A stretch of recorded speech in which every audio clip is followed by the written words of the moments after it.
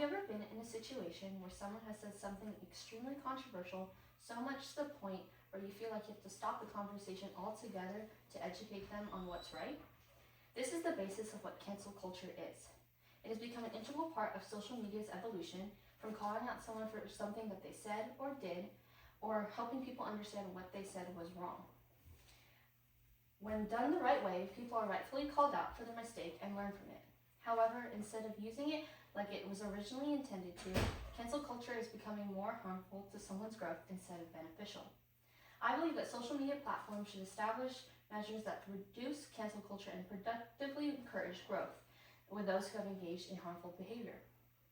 As someone who has participated in various social media communities throughout my entire life, I have seen firsthand what cancel culture does to people, whether that be a public figure or an ordinary person. Today, I will be addressing how cancel culture leaves a permanent mark on someone's lives, which leave little room for growth and accountability, how it stems from wanting validation over actual action, and what we can do to prioritize having healthy discussions to help people understand their mistakes. If someone decides to do or say something offensive about cancel culture, focuses more on leaving a permanent mark in their lives and public scrutiny, leaving little room for growth and accountability. Even when people choose to apologize for their actions and make the necessary changes to make sure that it never happens again, the internet would rather hold that over their heads and for the rest of their lives or careers.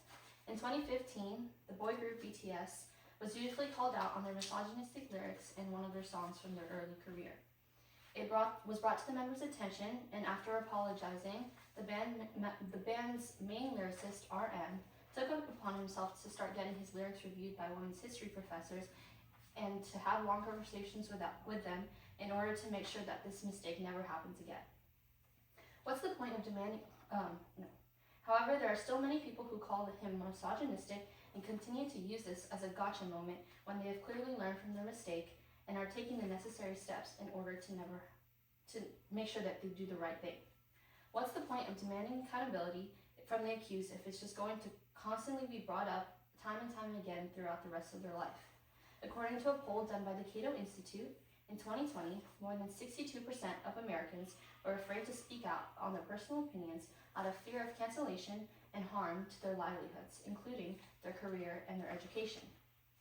It also affects their mental health, and in an article done by Premier Science, they write that when individuals are canceled, they experience extreme pervasiveness, a high magnitude of fear, and distress linked to public condemnation and potential societal erasure. They say that it also leads to developing anticipatory anxiety, which is the worry of what may happen next, and social anxiety, which is the worry of being judged by others. When people are afraid to speak up out of fear of public scrutiny, it reduces the chance for someone to change their minds in the first place. In theory, cancel culture was made to open up the conversation to everyone about what's right and wrong.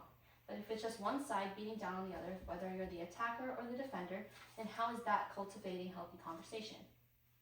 It's easy for them to press the block button and move on with their lives, and keep carrying the same mindset throughout their life, limiting progress in society's way of thinking. This problem doesn't come out of nowhere, but actually stems from wanting validation over actual action. Mob mentality is a dangerous side effect of cancel culture, which leads to things being blown out of control rapidly and the spread of misinformation. As soon as one person calls out another stranger on the internet when they don't agree with the opinion said, it opens the door for the entire world to call them out, even without fact-checking in the first place. Social media wasn't built on the idea of being able to spread news, but instead to give people validation from strangers all over the internet. People want so badly to be liked, but that they just hop on whatever bandwagon that is currently going viral at the moment for a dopamine hit of likes. It even shows in a study done by MIT that found that false news stories are 70% more likely to be retweeted because of their virality, all because they refuse to actually educate themselves on the topic first so that they can quickly join in on the conversation. In an article from Texas Tech University, it highlights the fact that the need to fit in overpowers the urge to have a conducive conversation before blowing things completely out of proportion when someone says something that is offensive. They call for punishment rather than change, which can actually lead to more resentment towards those who are calling them out. And it leads to a cycle of misinformation and harsh consequences that can change the trajectory of someone's life forever. Instead of using cancel culture as a way to feel better about yourself, it should be used to spark healthy discussions amongst different groups of people to help them understand what they said or did was wrong. People find it so easy to just post whatever they'd like on the internet without any consequences, but social media platforms need to start taking the necessary steps and actions in order to combat that.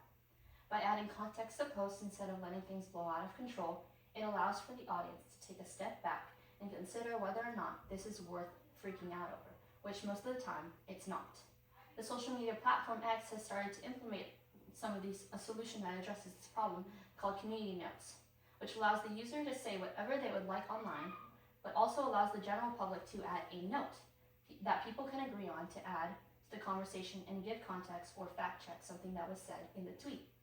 On the University of Washington-led study of X, it found that a post with community notes had less engagement and was going less viral, and with reposts dropping 46% and likes dropping 44%. It prevents a long, winding argument that goes nowhere and instead gives the reader instant context or fact-checking to slow down the outrage. It still gives people freedom of speech, but with the underlying acknowledgement that you might not get the reaction that you want. Unfortunately, it's a feature that still requires a human to fact-check it, which means a slower reaction time, but it's a start. Social media platforms need to stop rewarding mobbing and start encouraging civil conversation, whether that be a quick fact check that is blasted over the post or a warning for harmful statements. If people's feeds are just filled with arguing and calling people out, it overshadows the real message that people are trying to make known, and that defeats the purpose of cancel culture in the first place. Overall, cancel culture is used to leave permanent marks on people's lives, which leaves little room for growth and accountability, stemming from wanting validation over actual action, but knowing what we can do to prioritize having healthy discussions to help people understand their mistakes. This is why social media platforms should establish measures that productively encourage growth instead of fueling cancel culture with those who have engaged in harmful behavior. We won't be able to celebrate any good in the world if we're constantly being reminded of the bad things someone did in the past when they have actively shown that they are remorseful.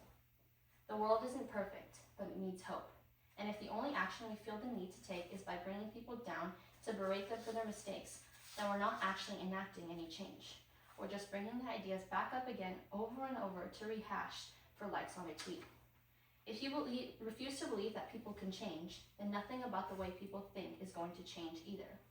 I'm not saying to stop calling for action against the people who take advantage of the goodwill of human beings, but a lot of the problem stems from the belief that the only way you can incite change is by fighting people online, when in reality the real change happens face to face. You can't control the trolls, but you can control the human beings in front of you and the actions you take. It's hard to gauge how someone really feels about something if they're hiding behind a screen, so you should go out and find your own way to spread your message instead of being burdened under the many replies that flood the internet.